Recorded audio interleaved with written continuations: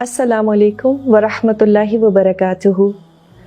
अबू दाऊद में एक हदीस आती है जहाँ नबी करीम सल्लल्लाहु अलैहि वसल्लम ने फरमाया कि हर दीन का एक मिजाज होता है और इस्लाम का मिजाज हया है।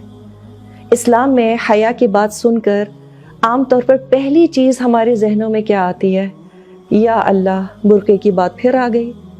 यस, हया encompasses that and much more। आपने अक्सर रोशनी की किरण तो देखी होगी, किस रंग की होती है? सफ़ेद। लेकिन हकीकत में उसमें कितने रंग होते हैं? बहुत से रंग, है ना?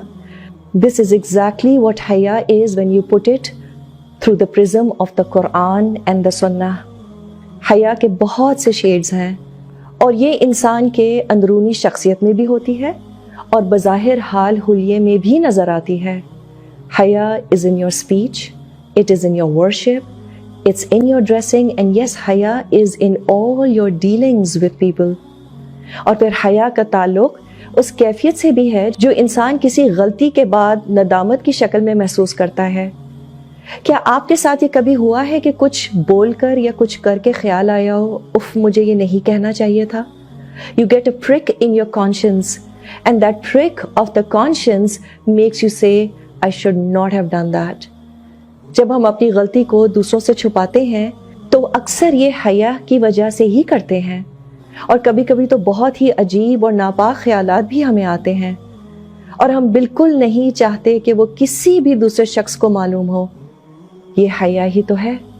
लेकिन अगर इंसान में हया ख़त्म हो जाए तो फिर कोई फ़र्क नहीं पड़ता कि दूसरों के सामने क्या एक्सपोज हो रहा है और क्या नहीं, चाहे जिस्म हो या कोई गंदी सोच हो।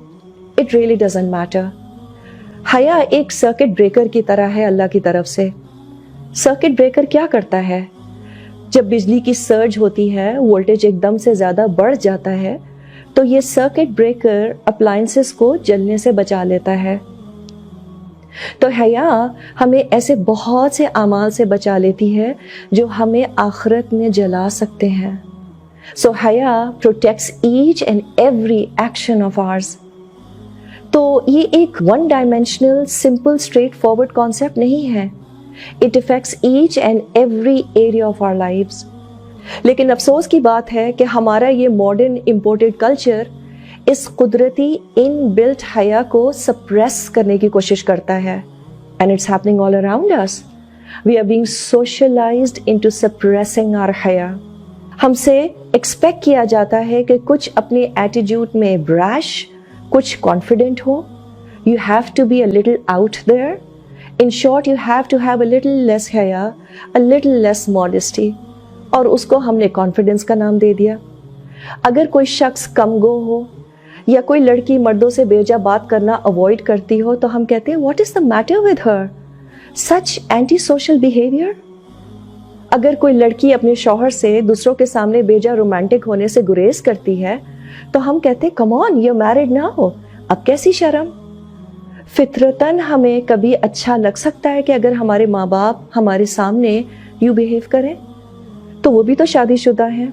वी से एओ, क्यों अच्छा नहीं लगता? क्योंकि अल्लाह ने हमारी फितरत में हया इनग्रेन की है। हम वैसे इतने इन्फ्लुएंस्ड हो चुके हैं कि हर चीज को इस्लामाइज करने की कोशिश करते हैं।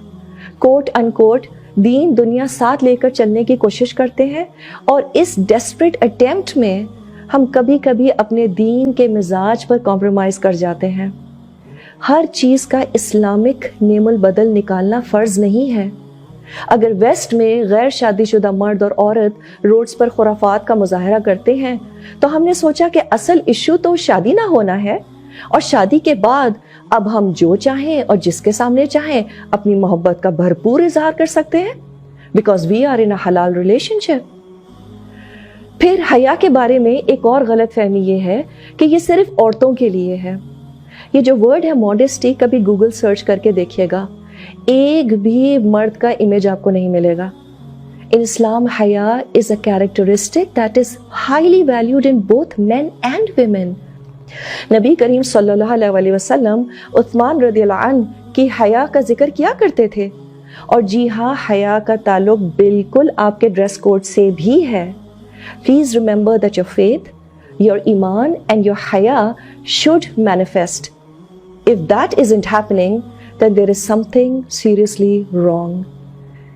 If there is haya inside, it will show on the outside.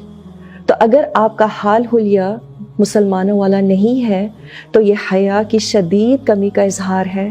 A very serious lack of haya. And there is no other words to explain this. It may sound very direct, but that is how it is. Haya in the inside will manifest itself on the outside. It's not possible that it doesn't. اچھا, کیا ہمیں اپنا ایمان کا level رمضان میں بہتر محسوس ہو رہا ہے؟ What is the reason for the sudden boost in ایمان؟ پورا ماحول کنڈیوسو ہے الحمدللہ. Good stuff is happening all around us. نیکی کی طرف دل زیادہ مائل ہوتا ہے اور انسان نیکیاں کرتا بھی زیادہ ہے. تو ہمارے اعمال ہمیں ضرور بتاتے ہیں کہ دل میں ایمان بڑھ رہا ہے کہ نہیں. So it's not possible that you are doing whatever you please and flouting Allah's commands and yet you claim to have great deal of ایمان. اور اللہ سے حیا تو دین کی بنیاد ہے. The first entity that requires حیا is اللہ سبحانہ و تعالی. تو ہمیں شرم آنی چاہیے کہ ہم کوئی بھی ایسا کام کریں جو اللہ کو ناپسند ہو, اور خاص طور پہ جب ہم اکیلے ہوں. ہم سب کو اپنے آپ سے پوچھنے کی ضرورت ہے کہ کیا ہم واقعی اللہ کو اپنی زندگیوں سے باہر رکھ سکتے ہیں؟ اپنے دلوں سے تو ہم نے اللہ کو باہر رکھا ہوا ہے ہی, but can we really keep him out of our lives? No. Even if you say that I don't believe in Allah subhanahu wa ta'ala, I'm an atheist, you still can't keep him out of your life. So Allah subhanahu wa ta'ala has the right that we show him haya. And the only manifestation of this haya is by leading your life in accordance to the Quran and Sunnah.